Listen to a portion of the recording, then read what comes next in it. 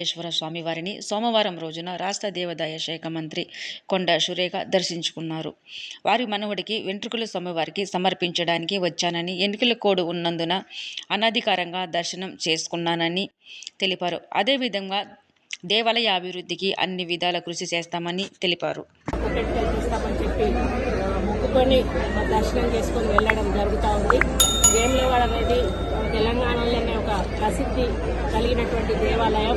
మరి ఇక్కడ భక్తులందరూ కూడా పెద్ద ఎత్తున వచ్చి బజ్జి పోషణ చేసుకోవడం కానీ, మరి కోడెను తిప్పడం కానీ, ఇటువంటి ఎన్నో మొక్కులు మొక్కి వారు సమస్యలు మరి మొక్కుకొని అవన్నీ కూడా తీర్చేటువంటి దేవుడు రాజరాజేశ్వరి స్వామి దేవుడు.